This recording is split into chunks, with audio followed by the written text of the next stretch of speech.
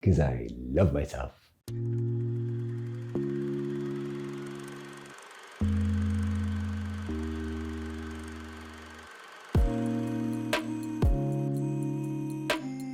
I wanted to talk about expectations. Now, the negative expectations, meaning the pessimistic or fear-based expectations, this is a way I tend to go. So for me, if I have to go and preach somewhere, I go, oh, what if? I've learned to be really attentive to any statement that I say to myself that begins with the words, what if? Because usually that is fear speaking. It's a little fearful Columba. And he's like, what if I tank? What if it stinks? What if they hate me? What if they judge me? Yep. All expectations. Now, I may not express them to myself as expectations. It's an emotional response to a coming situation. And the emotional response is fear. But I find myself, I'm sort of expecting then the negative.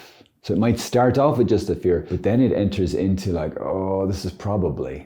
I get all Eeyore on it. I don't catch it. I don't realize what's happening. And then it enters into an expectation. It enters into a judgment. It enters into a judgment. Let's come back to that. The other extreme is to enter into overly optimistic takes. Oh my gosh, this event, this thing, this interaction, this phone call, it's gonna be amazing. Oh, I'll bet that they love me. I'll bet. That's often the phrase that I need to catch to spot that I'm in, again, an excess. I'm being excessively, unrealistically optimistic because actually I have no control over a lot of these situations, but I can just go in maybe because, it's people I know. For me, again, it would be maybe a preaching situation, or I have to go and celebrate Mass for somebody. And I could go in with like, oh yeah, I know these people and it always goes amazing. So I don't need to prepare. I don't need to this. I don't need to pray. I don't need to that. It's just gonna be amazing. That's an expectation. I'm expecting that it will be amazing. Not necessarily asking God to bless it. I'm not surrendering it to him. I'm going off what? Sometimes vanity. It's gonna be amazing. Why? Why, Father Columba? Why is it gonna be amazing? Just because I have a feeling. Because I love myself. Then it doesn't go so well. And where do I go? The world is ending. Oh my gosh, this is terrible. And I lose my peace. And I lose all sorts of things. And that's not good. It's not that I'm encouraging us all to be pessimists and say, oh, it's probably going to stink. Nor am I encouraging you to be an optimist. It's going to be amazing. Like seriously, it's going to be amazing. But a realist. So what is involved in lots of these situations? Judgment. I am making judgments. I'm judging people all the time. Judging you guys. I am. I judge you guys all the time. Why would that be?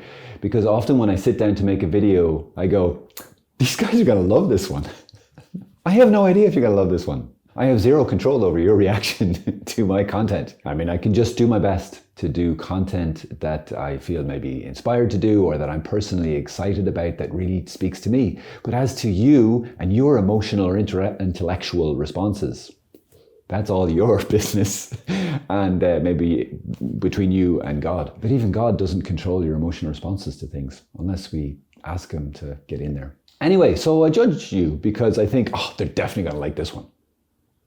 I don't know. Or I could have a negative judgment. Like, oh, I don't know, I think they might hate this. What if I joke around too much? And they'll go, teaching about the faith is not a laughing matter, Father Columba. You need to sober up. Maybe no one ever watching any of these videos has ever thought that, ever. But sometimes I think that and I judge based on that. And that's not fair. That's a rash judgment.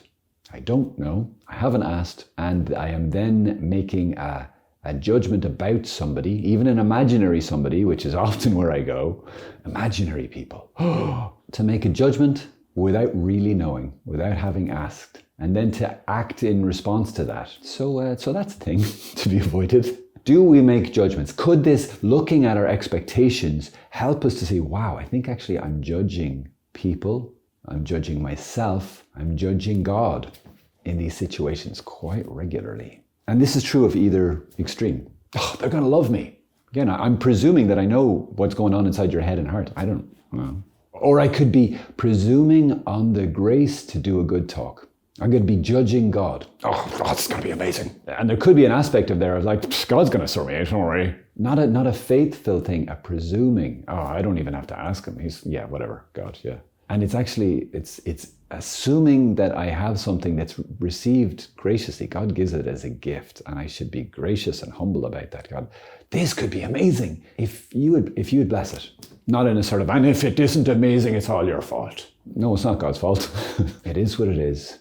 And I have no right to God's blessings and gifts. I'm just a little child, and he's really good. And I have a confidence that he will look after me in his ways, not always the ways I want and ask. So in these situations, so my response is fear. Oh no, this is a really challenging situation. Okay, that could be a really reasonable response. So where am I in that? Where are other people in that? Can I let go of my judgments of them and me? It's like, do you know what? Yeah, I'm not like the best preacher in the world, but I am okay at it. I don't know what their response will be, but all I'm able to do is to turn up and do my best and prepare as best I can and pray as best I can for it. And then we'll see how it goes. And then leave other people to be other people and leave them to respond as they will respond to me. Whatever it is, you may not be a preacher, but maybe there's something else you do in relationship to other people. Or the other extreme, judging people. Oh, it's gonna love me.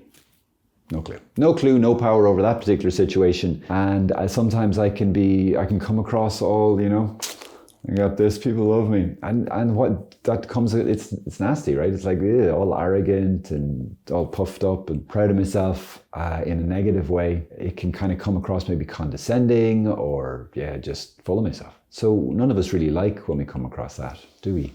But we're judging people. We're judging ourselves. I'm judging that I'm the best ever. I was like, is that a fair, reasonable thing? I'm not the best ever. I have no idea because I don't know everybody else that ever was. And to have the humility to accept that and go, do you know what? I am still good. I am still infinitely loved.